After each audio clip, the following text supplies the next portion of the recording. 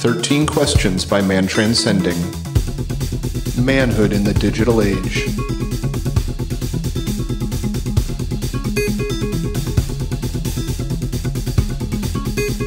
On this episode of 13 Questions, we got William Moore, our buddy from Seattle. Of course, he's a fellow No Agenda aficionado. Graham and I, Adam, are all fans of the No Agenda podcast. Quote-unquote best podcast in the universe. And is in their noagendachat.com, or their private social network built on the Mastodon framework, where we met William. He became a fan of our other podcast, the Grimerica Show. We started corresponding back and forth on social media. And yeah, next thing you know, here we are, having him on 13 Questions. I actually haven't listened to this episode yet, so I'm looking forward to listening to it. But he's a super smart guy, and he's been through a lot of stuff, so I'm assuming it's going to be fantastic. I'm looking forward to listening to it. I'm not going to listen to this one until it releases. But I'm sure this one's a long one, as I remember. Adam said it went long, because you know how I know it was long? Because I was waiting to record with Adam after they were done. And I had to wait and wait and wait. So actually, I lied when I said I didn't listen to this. I did listen to a little bit of this live on Grimerica FM. Huh, cool. Yeah, when he was still streaming them to there. So yeah, Bill's great. William, Bill. Is that Dick too? No, Richard is Dick. Richard, right, sorry. Those weren't a thing in my day. I know, you're young. I was thinking about that. I was totally thinking about that.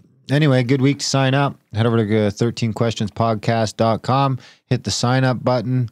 Sign up for the $7 a month. Get William's extension. The other 25 episodes, you get the extension for all of those, which is the 7 bonus questions. It's also the little roundup, the 15-minute to half an hour roundup we do at the end and reflect on the questions and all that. That's Great the best stuff. part. Oh, absolutely. If you remember, you can submit new questions for us to consider adding to the repository of questions. You get a weekly newsletter. If you sign up, we can send you some journaling prompts every week. We got a private members-only Discord. We got some private members-only forums. And, of course, the instant you sign up, you get access to 5 different communication courses from TJ Walker over on Udemy. I think it totals around 125 hours of content all on learning how to communicate better. It's a huge problem, giant problem in our culture is communicating. You think you're a good communicator, you're probably wrong. So yeah, instantly get those courses. I think if you wanted to go buy those courses, those 5 courses would cost you about $200, and you get that instantly for $7 a month. And you get to open source your talents. If you want to, maybe you got a grandpa who you think would have some great stories, and that his answers to these questions should be on the internet forever. I tend to agree with you.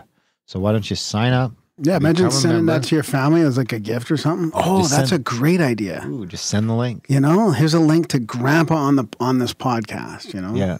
Sharing his wisdom with the world. Absolutely. You get the chance to do that over at 13questionspodcast.com. Become a member. If you're a little nervous, we'll coach you through the process, get you feeling comfortable, get you interviewing, and then we'll get your interview into the feed. Of course, Stevie did a show a couple shows ago. Stevie McFadden. It's fantastic. Go take a listen to that. It's a little hard. Once you get used to the accents, it's a lot easier. They're from Scotland, I think. Yeah. Right? Yeah, that's right. I wonder if our accents are like that. No, not really. We don't have accents. No? Eh? So William Moore. No, hang on. Okay. The other thing is, if you can't afford to support it monthly as well, I mean, forward us on. There's an email address you have, right? 13questionspodcast@gmail.com. If you know of people that want to do this, or you think that they think would want to be on, or that you think should be on, and you don't want to record it yourself, you can just send us an email as well. Get us in contact with them, and we'll take care of it from there. Absolutely. It's fantastic. We'd love to have as many suggestions as we can, and we'd love to have you submitting podcasts as well. So William Moore, scrolling for the bio, scrolling. I wish I could record my grandpa. Do you? Yeah. He passed away like 30 years ago. I wish I could record my dad. Me too, buddy. Yeah. So Bill, my dad was Bill too. My dad was William. Bill. Not Dick. That's Richard. Yeah. So he did his undergrad at the University of Washington, majoring in biochemistry and English lit, mostly critical theory, with minors in ancient Greek and Latin. Before attending a PhD program at University of California, Irvine, he spent 3 years working in a mouse genetics lab. It's fascinating stuff. He taught himself enough philosophy to get into the Logic and Philosophy of Science program at UCI. He doesn't regret the immense amount he learned, but he has little respect for the department, nor much for academia in general. God, the egos, and for absolutely no reason. This is not to say there aren't great profs out there. A number of my buddies are. Of his buddies, sorry. The goal of LPS is to humiliate the students into a state of sycophantic willingness to toe the party line.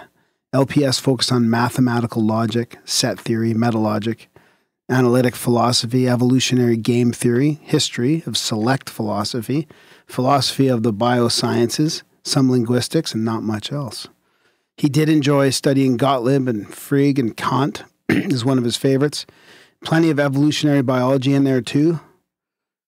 But the way it was taught was so bankrupt that he abandoned the idea of doing any dissertation on the subject. His dissertation was on systems biology, a very recent paradigm shift in biology, whose techniques attempt to address the true complexity of living organisms by combining mathematical modeling and wet bench work. I argue very briefly that we need a new type of biology explanation other than the standard reductionist approach. I wonder if he'd be into that, the guy that we want to have on the other podcast, biocentrism. I wonder if that would qualify as a new model of biology for him. I'll have to ask him one day. Yeah, interesting. Yeah. Where was I? He took to Aristotle and his four causes, more specifically his notion of teleological explanation. The cool thing about UCI was that since LPS had no undergraduate program, the graduate students were farmed out in terms of teaching. I taught linguistics, propositional logic, probability, social psychology, philosophy of law, a bunch of other stuff while he was there. The difficult thing was that he knew nothing about a number of these subjects going in. In linguistics, he was about 2 weeks ahead of his students. He moved back to Seattle and taught at the University of Washington briefly until he got into a huge political spat with the dean over a myriad of things. For one thing, the dean didn't like the courses he designed, too broad and wide-ranging. Wow, I got fired up when I wasn't allowed to teach a class on corvids and social intelligence. Crows are so damn amazing creatures. He walked. He freelance writes now, and he's still a guest lecturer at UW on occasion. He's also working on philosophy, reading science, keeping up with politics, and being a clown on Twitter. Anyway, he's got much more to say, and I'm sure you're going to hear way more about it in this awesome interview. He says, just be sure this brief academic bio isn't meant to impress you. He loves the podcasting community. No Agenda, Grimerica, and Micah Hanks, etc. are constantly playing. There you have it. Thanks, Bill. Thanks, Bill. We love you, buddy. Enjoy the answers from William Orr.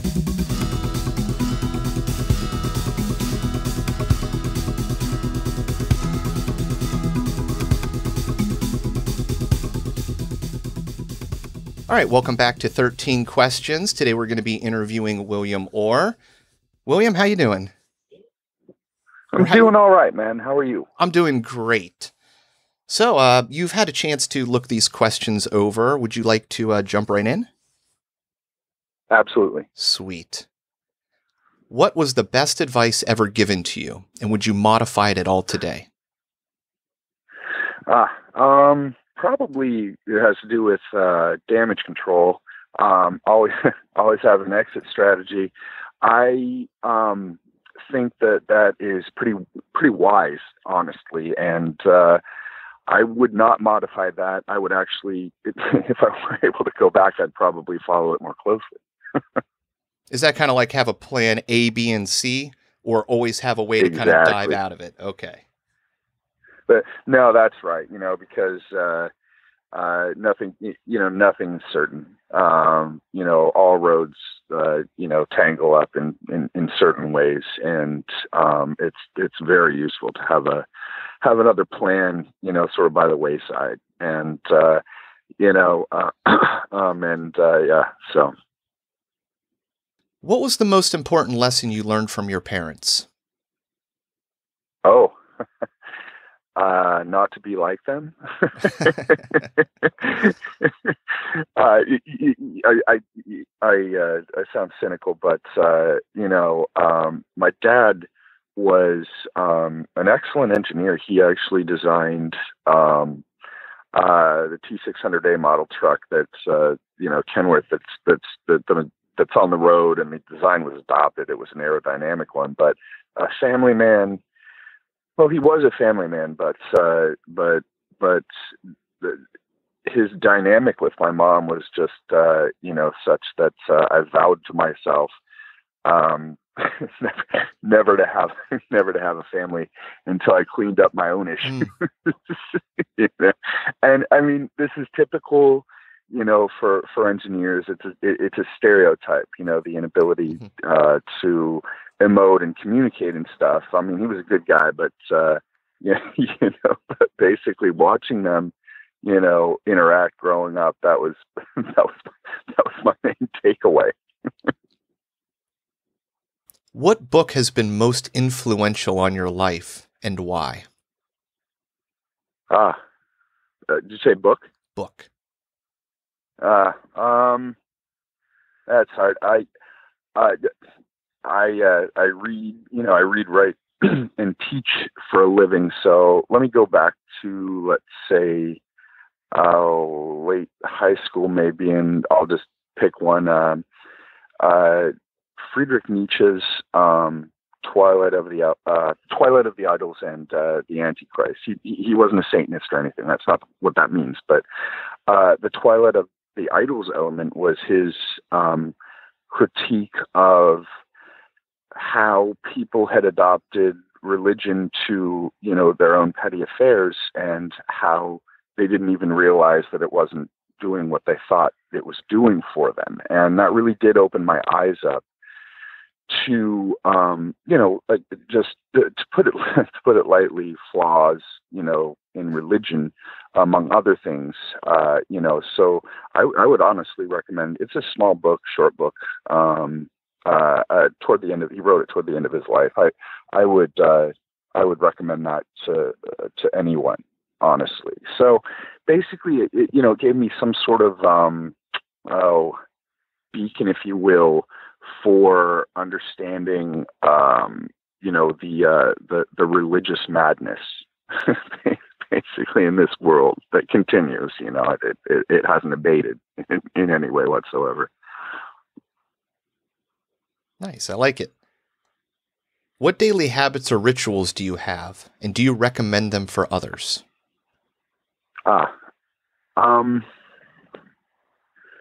Well, daily habits or rituals. I wake up and I write a little bit, and if it's just even stream of consciousness, I do this toward the end of the day too. Stream of consciousness writing is very helpful. It can put you in a meditative state. You start thinking about things that you might not have otherwise.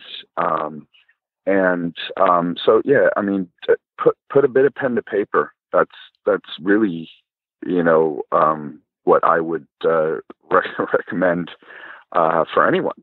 So and it's that simple for me. I have, I grew up Catholic, Roman Catholic, and so I'm very familiar with rituals, but, but that's really the main one I would mention. If I were to ask your best friend, what is the one thing they would say you need to work on the most, and why? Good question. I like these questions. They're thinkers, man. Probably sincerity and consistency in communication. I played one of my buddies. I played water polo at the University of Washington when I was going there as an undergrad. And one of my buddies, I remember him saying to someone else, and it got back to me, and it tickled me. He's like, I really like this guy, Bill, but I just am a little bit worried about whether or not he's sincere. And to explain, it's difficult for me to take things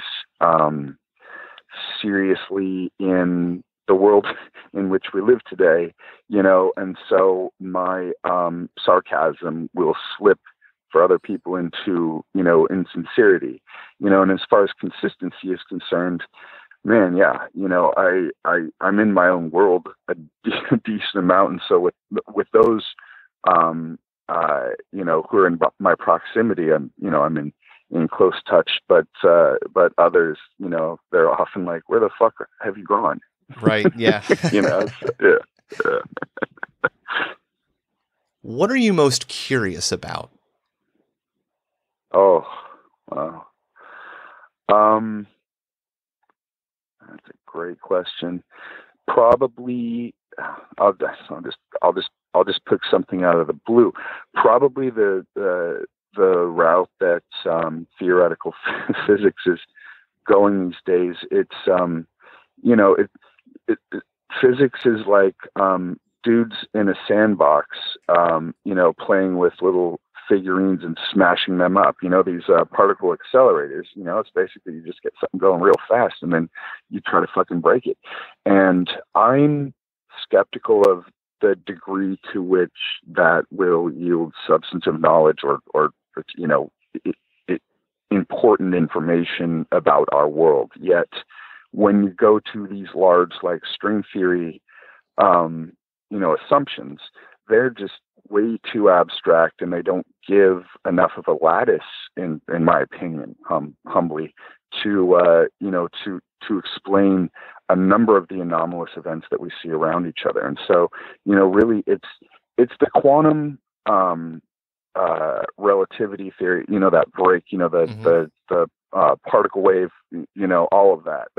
That's really very interesting. Einstein was looking for a unified field theory, and he thought there was one, and he kept looking, and he famously said God does not play dice when talking about quantum physics, but nobody's, I think he was on the scent, but just nothing really huge has happened since then. There's definitely no unified field theory, no unification at all. So probably certain matters having to do with physics. Yeah.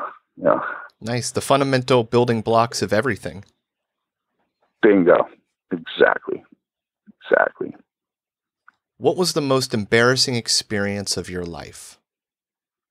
Okay. Wow. There have been so many. Probably proposing. Okay. So we were pretty drunk, and we didn't really like each other at that time. So don't ask me why I did this, but proposing to my ex and having her take the ring and throw it in the fireplace.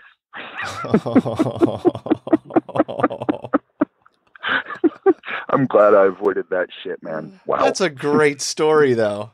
That seems like it's worth it just for the cocktail party. Absolutely. Absolutely.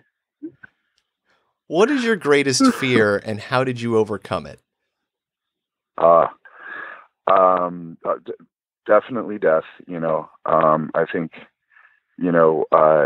anyone with some degree of survival instinct has a fear of death. And I honestly overcame it. And this is a story for another time, because it gets a little bit crazy, but I overcame it by being pronounced clinically dead and then being revived, and thinking back on it and just thinking, Like, you know what? And hey, I'm not one to say, but I didn't see anything, you know, I mean, and it gave me, however strange it might seem, some solace thinking that, we just evaporate into the void. Now that certainly might not be the case. I don't know, but at least, you know, when I was revived, came back around, was in the OR, you know, and then the doctors, you know, were talking to me, you know, I was like, oh, okay. You know, I was gone and, now I'm back for some reason, you know, and that did help me. I wouldn't say I conquered it, you know, it's still there, but it helped me come to grips with it because because as a kid, you know, and growing up, that was, and always has been something that just terrified me. And it comes in many forms, you know, it's not always just a fear of, you know, death, you know, it comes in a lot of different other sort of ancillary fears that, you know, come off it. So. Yeah. Did your life change in some profound ways after that? And I think of just from like the aspect of a shaman where, you know, what makes a shaman is something like a near-death experience. It gives them a new perspective on life. Did it shift the way that you see the world and change the direction that you were going through? What a great question. Well, it definitely opened me up to other possibilities. I think it freed me. It liberated me from whatever shackles, if you want to go through that analogy, you know. And I'm no shaman, but I can relate, you know, in that near-death experiences and whatever one experiences, however personal it is, whatever happens there. Definitely, if you're looking, you know, it allows you to liberate your mind in certain ways and see new perspectives, you know, different horizons. So yeah, absolutely. I think that's a very good. I think that's an astute consideration. Yeah. Fantastic. What quality do you most admire in a man, and why? Well, these questions are awesome. Definitely loyalty, you know. Enough said. You know, people, I just, you know, I've lived around the U.S. and, you know, I grew up in Seattle and that's where I'm right now. And just, you know, you and this is an age-old story. You trust people, you come to trust them, you think you know them, and then they are so quick to stab you in the back. So, you know, I look for blood brethren, you know, I mean, there are blood brothers, you know, brothers to me. One of my best is Chad, a guy named Chad in Kentucky, you know, who it's just understood that, you know, that we have each other's backs, you know, and then, and that doesn't happen often. You know, I can count, you know, friends like that on one hand. So yeah, it might not be tough to find in people, but it's tough to know. It's tough to get that understanding to figure it out that's really who that person is. That's a good point. I agree wholeheartedly with that. Yeah. Mm-hmm. Yep. Who were or are your role models? Wow.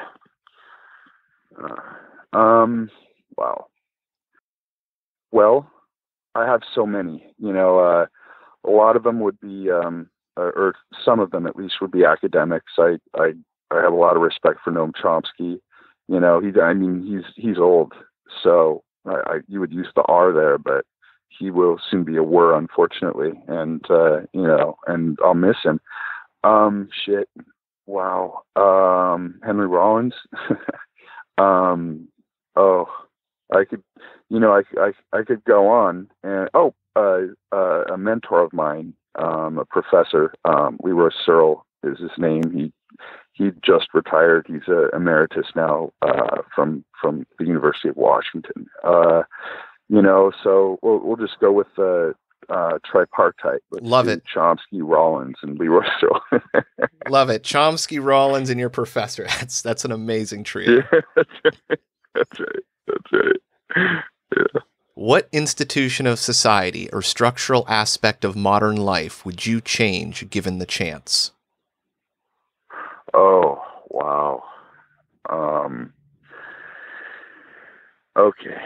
So these are awesome questions. So, it's like an old Model T Ford, I would just strip society down and build it back up. I mean, it's so fucked up right now. People think the U.S. is a democracy. No, it's a meritocracy, and it's an oligarchy, and it's a plutocracy. And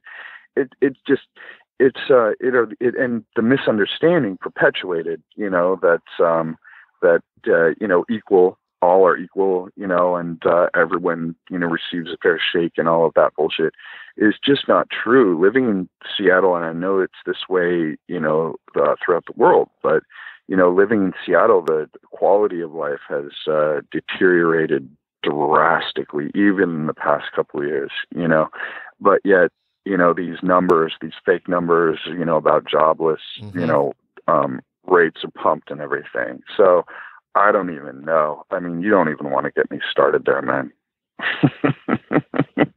No, I think that's a good place to stick your pick. Yeah. What is the most courageous thing you have ever done or seen in your life? Well, wow. I don't feel like I've done anything all that courageous in my life, but I did see.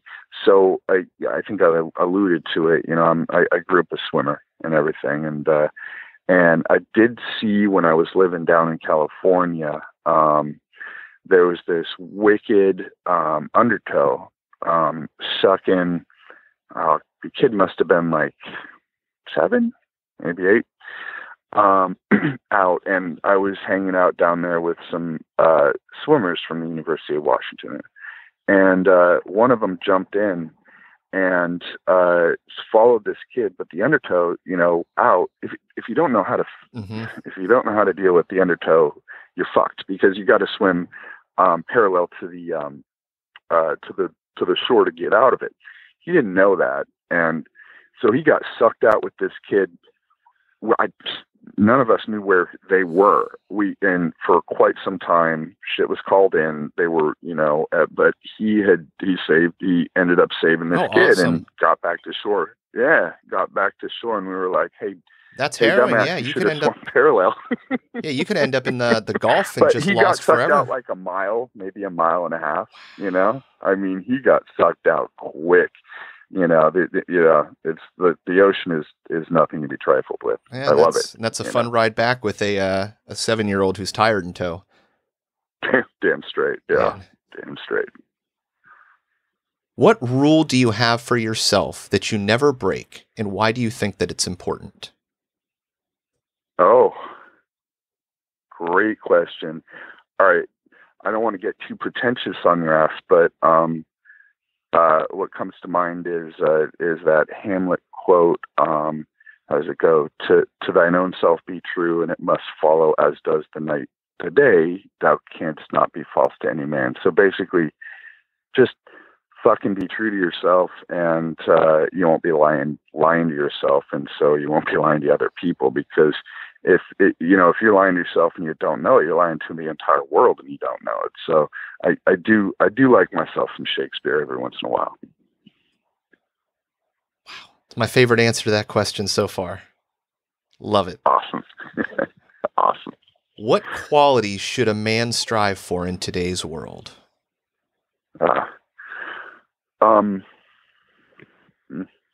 Definitely loyalty, as I mentioned before. I think a certain, so there's this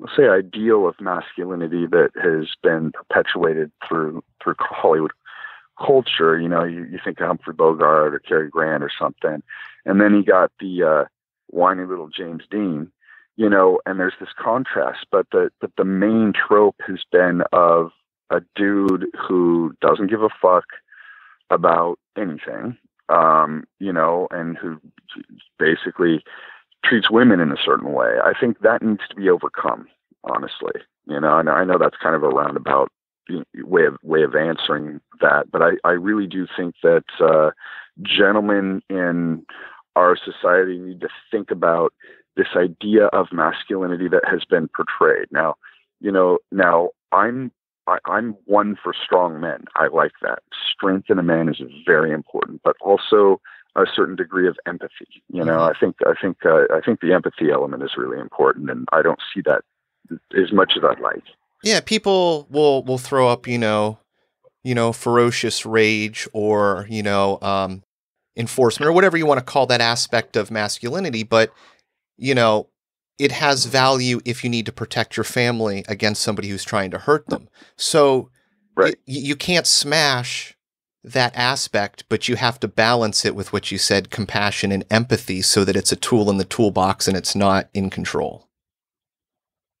You said it better than I could have. That's exactly right. Yeah, completely agreed. Well, Bill, that's the end of the 13 questions first part. We do have a bonus round coming up, but awesome. Yeah. So I just want to real quick, before we jump into that, thank all of the people who have been listening to this.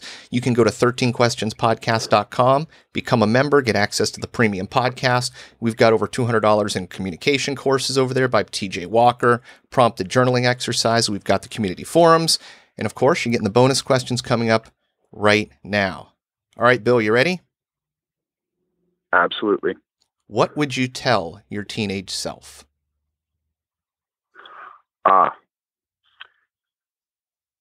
Just don't get anybody pregnant. That's all. Until later, please. That's all. What turns you on creatively, spiritually, or emotionally?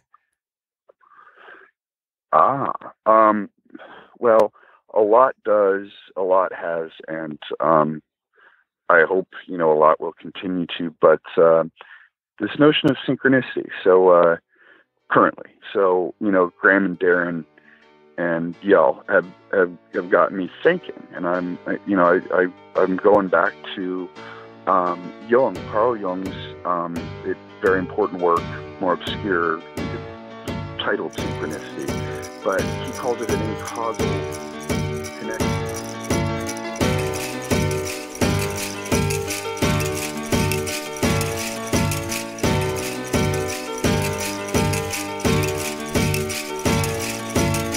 I wanna Hawaii. I wanna Hawaii. Yo what? I wanna Hawaii. I wanna Hawaii. Yo what? I wanna Hawaii. I wanna Hawaii. Yo what? I wanna Hawaii. I wanna Hawaii. Yo what? I wanna Hawaii. I wanna Hawaii. Yo what? I wanna Hawaii. I wanna Hawaii. Yo what? Why is one man rich and another man poor? Why we ain't satisfied? Why we gotta have more? Why your suicide rates on the rest so high? Why I tell you the truth but you say don't lie? Why is being a good father at an all-time low? Why is it acceptable? Yo, why? I don't know. Why she blame him and he blame her? It's useless. Ask yourself this question. Why you making excuses? Why do parents gotta bury their kids? Why we text and drive, not caring how scary it is? Why it's so hard to forgive and leave the past behind? And if you did, then that's divine. Why don't you help your brother when you see him fall? Why do we act like God don't see it all? Why do we call them black, them white, them Asians and use labels? Now that's racism. I wanna Hawaii. Why? I wanna Hawaii. Yo why? I wanna Hawaii. Why? I wanna Hawaii. Yo why? I wanna Hawaii. Why? I wanna Hawaii. Yo why? I wanna Hawaii. Why? I wanna Hawaii. Yo Why is why? there innocent people locked up for life?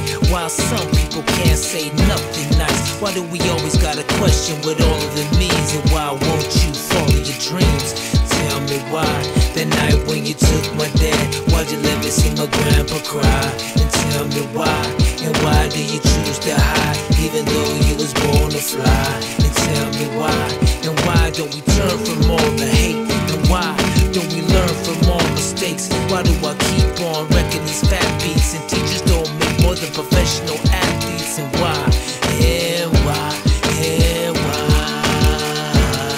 and why, and why, and why? I don't wanna Hawaii. I don't wanna Hawaii. Why? I don't wanna Hawaii. I don't wanna Hawaii. I don't wanna Hawaii. I don't wanna Hawaii.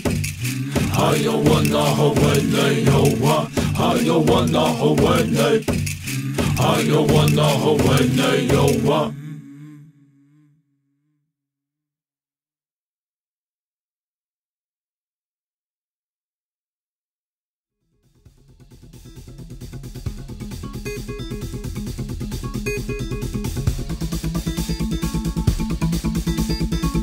This should be considered entertainment and not therapy. We hope you benefit from our resources available at 13questionspodcast.com. Thank you for listening.